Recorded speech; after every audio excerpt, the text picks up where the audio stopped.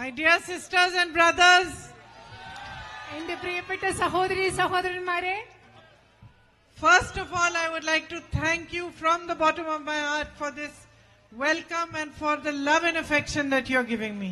ആദ്യമായിട്ട് എന്റെ ഹൃദയത്തിന്റെ ആഴങ്ങളിൽ നിന്നും നിങ്ങൾ എനിക്ക് നൽകുന്ന സ്വീകരണത്തിനും നിങ്ങൾ എനിക്ക് നൽകുന്ന സ്നേഹത്തിനും ഇഷ്ടത്തിനും നിങ്ങളോട് നന്ദി പറയാൻ ഞാൻ ആഗ്രഹിക്കുന്നു. Today is the first day of my campaign in Wayanad, and from the moment I have landed here, I have been greeted with so much affection, hugs, kisses, everybody is waiting, and I just want to say that I'm really, really grateful. ഇന്ന് വയനാട്ടിലെ എന്റെ പ്രചരണത്തിന്റെ ആദ്യ ദിവസമാണ്. ഞാൻ വയനാട്ടിൽ വന്നിറങ്ങിയത് മുതൽ നിങ്ങൾ എന്നെ ആലിംഗനം ചെയ്തുകൊണ്ട് ഉമ്മകൾ തന്നുകൊണ്ട് സ്നേഹത്തോടുകൂടി നിങ്ങൾ എന്നെ സ്വീകരിച്ചുകൊണ്ടിരിക്കുകയാണ്. അതിന് വളരെയധികം നന്ദിയുണ്ടെന്ന് സന്തോഷമുണ്ടെന്ന് നിങ്ങളോട് പറയാൻ ഞാൻ ആഗ്രഹിക്കുന്നു. You have stood by my brother through his most difficult times. എന്റെ സഹോദരന്റെ ഏറ്റവും ബുദ്ധിമുട്ടുള്ള സമയങ്ങളിൽ വയനാട്ടുകാരായ നിങ്ങൾ അദ്ദേഹത്തോടൊപ്പം നിന്നു. This love that you have shown me, I know you have given him as much love. നിങ്ങൾ ഇന്ന് എന്നോട് കാണിക്കുന്ന ഈ സ്നേഹം ഇതുപോലത്തെ സ്നേഹമാണ് നിങ്ങൾ എന്റെ സഹോദരന് നൽകിയതെന്ന് എനിക്കറിയാം. In fact, more. അത് മാത്രമല്ല, ഇതിലും കൂടുതൽ സ്നേഹം എന്റെ സഹോദരന് നിങ്ങൾ നൽകിയിട്ടുണ്ടെന്ന് എനിക്കറിയാം. And I know I'm his sister. I know that he was sad to leave you. ഞാന് അദ്ദേഹത്തിന്റെ സഹോദരിയാണ്. എനിക്കറിയാം വയനാടിനെ ഉപേക്ഷിച്ചു പോവാൻ അദ്ദേഹത്തിന് എത്രമാത്രം വിഷമമുണ്ടായിരുന്നെന്ന് എനിക്ക് നന്നായിട്ട് അറിയാം. You gave him love at a time when there was a massive campaign against him, orchestrated by the BJP. BJP ആസൂത്രിതമായി അദ്ദേഹത്തിനെതിരെ ഒരു വലിയ പ്രചരണം നടത്തിയ ഒരു സമയത്താണ് നിങ്ങൾ അദ്ദേഹത്തിന് ഇത്രയും സ്നേഹം നൽകിയത്. I don't think that in the entire world there has been a campaign in which so many resources have been put, which has been singularly focused on destroying the reputation of one man. ഒരു വ്യക്തിയുടെ പ്രതിച്ഛായ, ഒരു വ്യക്തിക്ക് സമൂഹത്തിലുണ്ട് സൽപ്പേര് ഇല്ലാതാക്കാൻ വേണ്ടി ഇത്രയും അധികം വിഭവങ്ങളും പണങ്ങളും എല്ലാം ലോകത്തൊരിടത്തും ഒരു വ്യക്തിക്കെതിരെ ഇങ്ങനെ പ്രചാരണം നടത്താൻ ഇതുവരെ ഉപയോഗിച്ചിട്ടുണ്ട് എന്ന് ഞാൻ കരുതുന്നില്ല. Yet I am proud to say that he faced it with great courage. എന്നാലും ഞാൻ ഇന്ന് അഭിമാനത്തോടുകൂടി പറയാണ്, തനിക്കെതിരെയുള്ള എല്ലാ പ്രചരണങ്ങളെയും എന്റെ സഹോദരൻ വളരെയധികം ധൈര്യത്തോടുകൂടി, അധികമായ ധൈര്യത്തോടുകൂടി നേരിട്ടു എന്ന് ഞാൻ ഇന്ന് അഭിമാനത്തോടുകൂടി പറയുകയാണ്. When he set off for his Bharat Jodo Yatra across India to walk 4,000 miles in the name of peace and unity, I myself as his sister was wondering where will he get the strength from. അദ്ദേഹം ഈ രാജ്യത്തിന്റെ ഐക്യത്തിന് വേണ്ടി, സമാധാനത്തിന് വേണ്ടി, സാഹോദര്യത്തിന് വേണ്ടി ഈ രാജ്യം മുഴുവൻ 4000 കിലോമീറ്റർ ഭാരത് ജോഡോയുടെ ഭാഗമായി സഞ്ചരിച്ചപ്പോൾ ഞാൻ ഒരു സഹോദരി എന്ന നിലയിൽ ഓർക്കുകയായിരുന്നു, ഇതിനു വേണ്ട ധൈര്യം അദ്ദേഹത്തിന് എവിടെ നിന്ന് ലഭിക്കും. But I know now where he got his strength. പക്ഷേ ഇന്ന് എനിക്കറിയാം എന്റെ സഹോദരൻ ഈ രാജ്യം മുഴുവൻ നടക്കാൻ വേണ്ട ധൈര്യം എവിടെ നിന്നാണ് കിട്ടിയതെന്ന് ഇന്ന് എനിക്കറിയാം. And I know where he got his courage. അദ്ദേഹത്തിന്റെ ധൈര്യം എവിടെ നിന്നാണ് കിട്ടിയതെന്ന് ഇന്ന് എനിക്കറിയാം. He got it from each one of you. അദ്ദേഹത്തിന്, എന്റെ സഹോദരന് അദ്ദേഹത്തിന്റെ ധൈര്യം കിട്ടിയത് ഇവിടെയുള്ള നിങ്ങൾ ഓരോരുത്തരിൽ നിന്നുമാണ്. You held him and you gave him the courage to walk. You gave him the courage to face everything with great strength. നിങ്ങൾ അദ്ദേഹത്തെ ചേർത്ത് പിടിച്ചു. അദ്ദേഹം നേരിട്ട എല്ലാത്തിനെയും നേരിടാനുള്ള ധൈര്യത്തോടുകൂടി നേരിടാനുള്ള കരുത്ത്, നടക്കാൻ, ഈ രാജ്യം മുഴുവൻ നടക്കാനുള്ള കരുത്ത് നിങ്ങൾ വയനാട്ടുകാർ അദ്ദേഹത്തിന് നൽകി. And that to me is what true politics is about. എന്നെ സംബന്ധിച്ചിടത്തോളം എനിക്ക് യഥാർത്ഥ രാഷ്ട്രീയം എന്ന് പറയുന്നത് അതാണ്. That is what honest politics is about. അതാണ് സത്യസന്ധമായ രാഷ്ട്രീയം എന്ന് പറയുന്നത് അതാണ്. And that is what a relationship between a leader and the people should be. ഒരു നേതാവും ജനങ്ങളും തമ്മിലുള്ള ബന്ധം എങ്ങനെ ആയിരിക്കണം എന്നുള്ളതാണ് എനിക്കിത് മനസ്സിലാകുന്നത്. It's not about how much power you have, how many governments. It's not all that. It is in its own way. That is the practical side. But more than anything else, there is a deeper side. And that is the relationship between you and the people that you elect to power. രാഷ്ട്രീയം എന്ന് പറയുന്നത് എത്ര അധികാരം നിങ്ങൾക്കുണ്ട്, എത്ര government നിങ്ങൾക്കുണ്ട്, അത് മാത്രമല്ല, അതൊക്കെ പ്രായോഗികമായ ഒരു വശമാണ്. പക്ഷെ അതിലെല്ലാം ഉപരിയായി നിങ്ങളെ തെരഞ്ഞെടുക്കുന്ന ജനങ്ങളും നിങ്ങളും തമ്മിലുള്ള ആഴത്തിലുള്ള ബന്ധമാണ് രാഷ്ട്രീയം എന്ന് ഞാൻ കരുതുന്നു.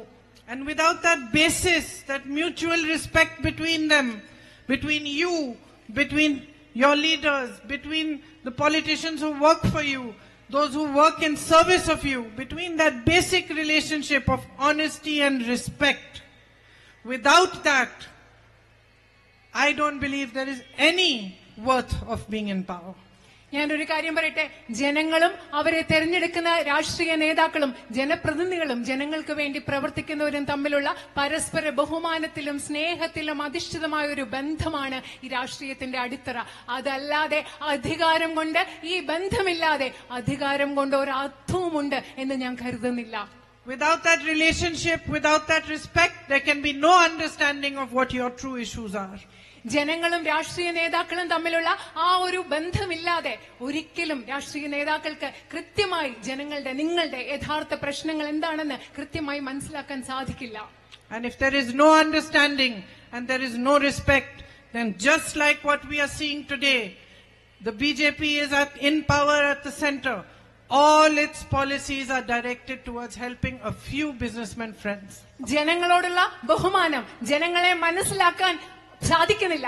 മനസ്സിലാക്കലും ബഹുമാനവും ഇല്ലാത്തതിന്റെ ഫലമാണ് ഇന്ന് BJP അധികാരത്തിലിരിക്കുന്നത് പോലെ. BJPയുടെ എല്ലാ നയങ്ങളും എന്ന് പറയുന്നത് BJPയുടെ വ്യവസായികളായ കുറച്ച് സുഹൃത്തുക്കളെ, അതിസമ്പന്നരായ സുഹൃത്തുക്കളെ സഹായിക്കാൻ മാത്രമുള്ളതാണ്. And because they lack that basic respect for the public and for people, they also lack respect for the constitution and the values on which our nation was built. BJP ഗവൺമെന്റിന് ഈ രാജ്യത്തെ ജനങ്ങളോട്, പൊതുജനങ്ങളോട് അടിസ്ഥാന ബഹുമാനമില്ലാത്ത ഒറ്റ കാരണം കൊണ്ട് തന്നെ ഈ രാജ്യത്തെ ഭരണഘടനാ മൂല്യത്തോടും അവർക്ക് അടിസ്ഥാനപരമായി ഈ രാജ്യത്തെ ഭരണഘടനയോടും അവർക്ക് ബഹുമാനമില്ല. So in state after state, they will take lands away from the tribal peoples and give it to their businessmen friends. അതുകൊണ്ട് ഈ രാജ്യത്തെ ഓരോ സംസ്ഥാനങ്ങളിലും ഒന്നിനു പുറകെ ഒന്നൊന്നായി ഈ രാജ്യത്തെ ആദിവാസികളിൽ നിന്ന് ഭൂമി കയ്യേറി അവർ ആർക്ക് കൊടുക്കുന്നു? അവരുടെ ബിസിനസ്സുകാരായ വ്യവസായികളായ സുഹൃത്തുക്കൾക്ക് നൽകുന്നു. You work hard in the fields, you work day and night, and yet you are ignored. Policies are not made to strengthen agriculture, to strengthen the farmer community.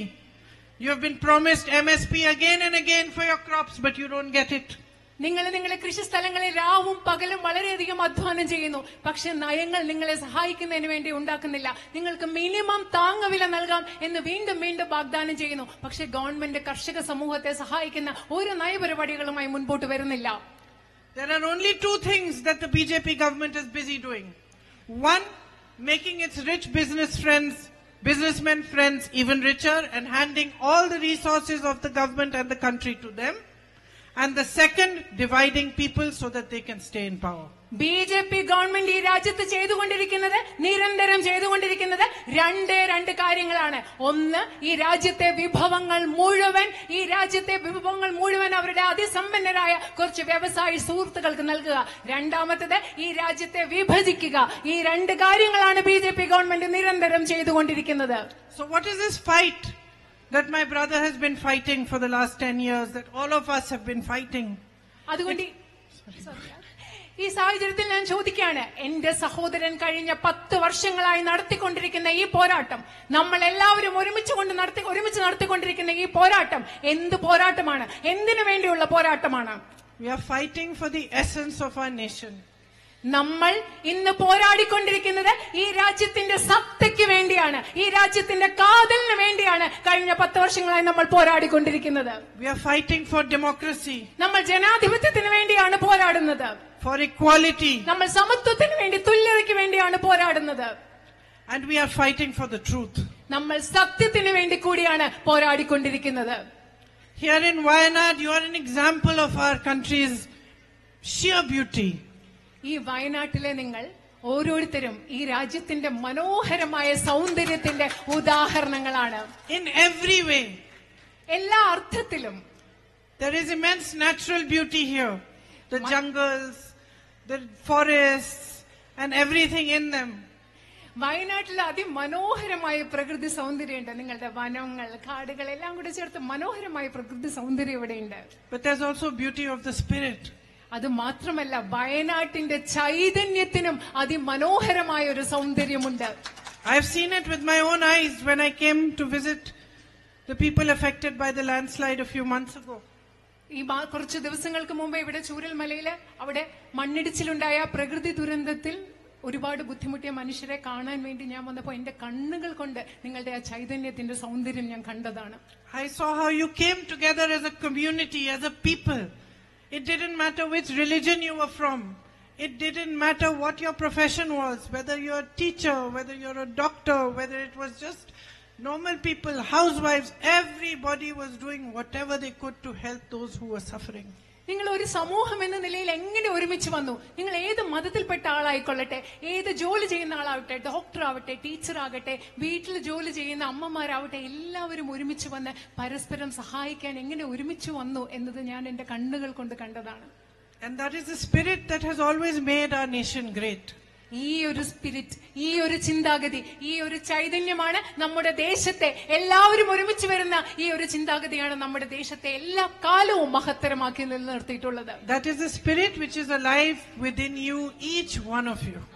ആ ഒരു ചിന്തയാണ്, ആ ഒരു ആത്മവീര്യമാണ്, ആ ഒരു ചൈതന്യമാണ് നമ്മൾ ഓരോരുത്തരിലും ഉള്ളതും നിങ്ങൾ ഓരോരുത്തരിലും നിറഞ്ഞു നിൽക്കുന്നതും. And that is just the spirit that divisive politics wants to destroy.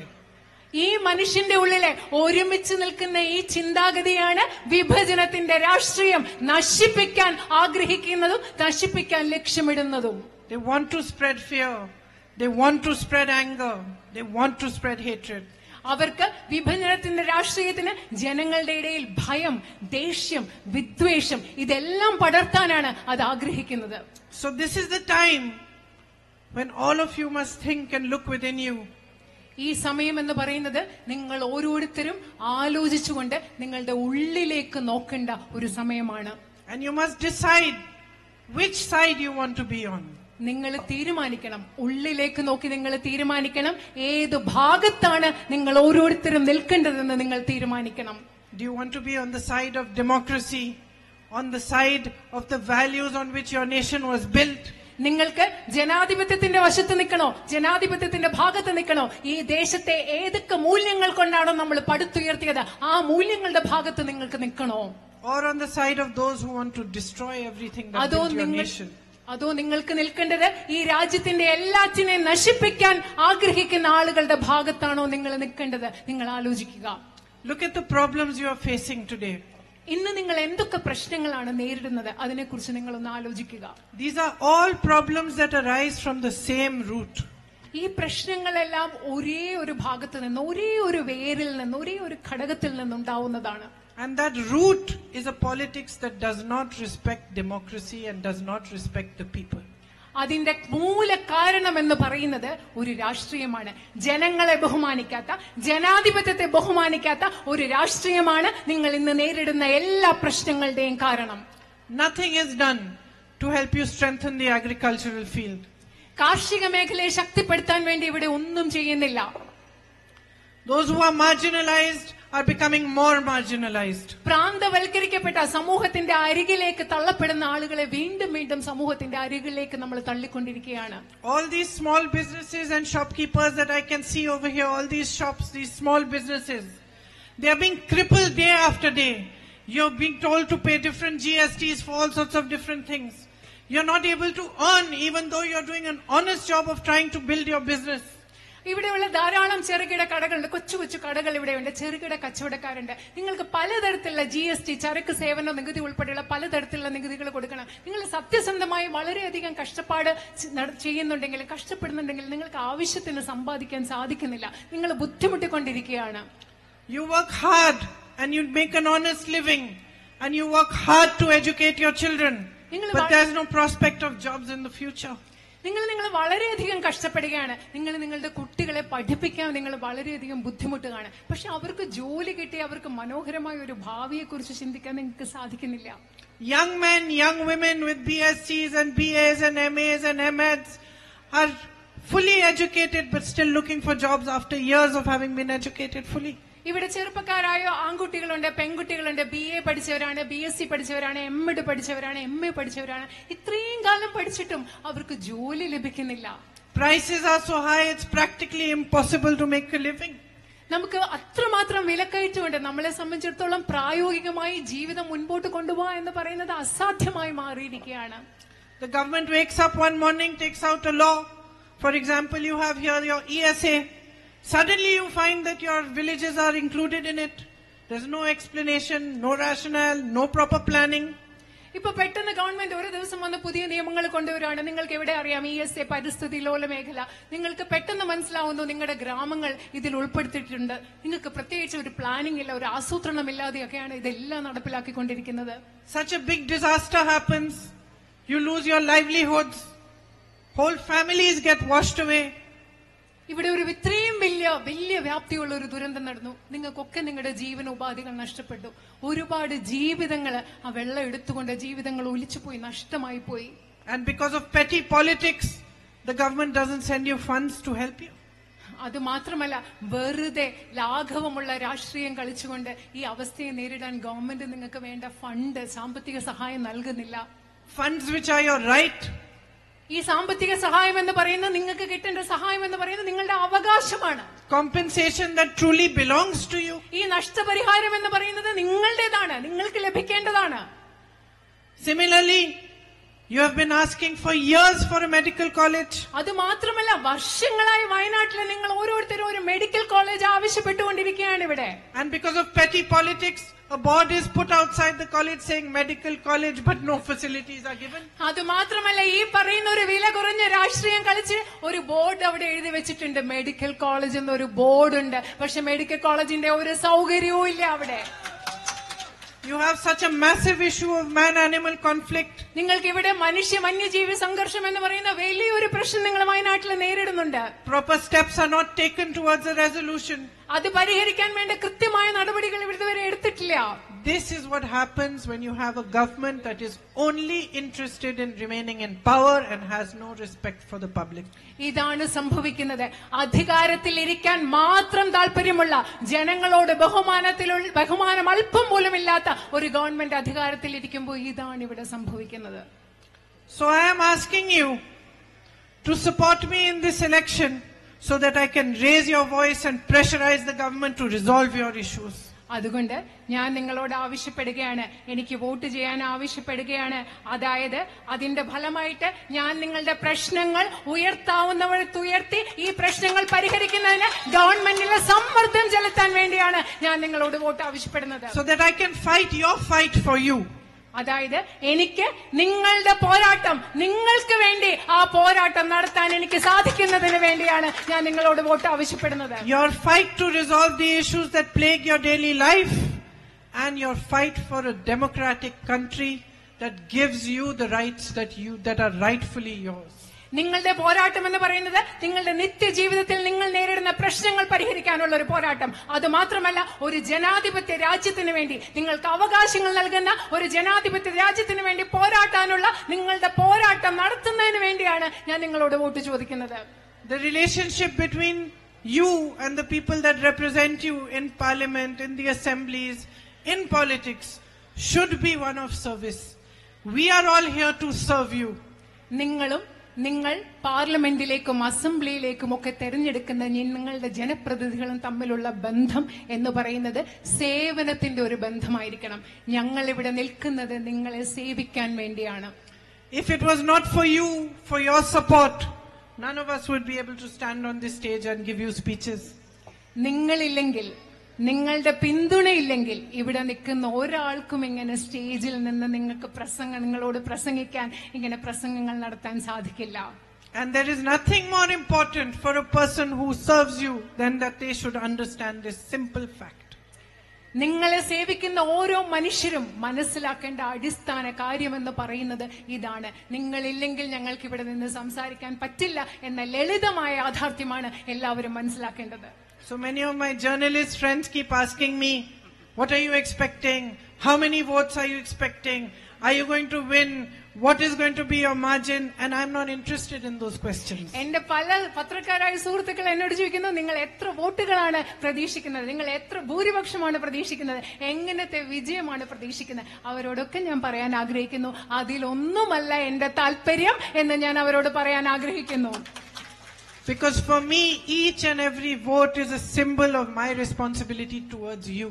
കാരണം എന്നെ സംബന്ധിച്ചിടത്തോളം നിങ്ങൾ നൽകുന്ന ഓരോ വോട്ടും എന്ന് പറയുന്നത് എനിക്ക് നിങ്ങളോടുള്ള ഉത്തരവാദിത്വത്തിന്റെ പ്രതീകമായിട്ടാണ് ഞാൻ കണക്കാക്കുന്നത്. It's a symbol of your trust in me and my duty towards you.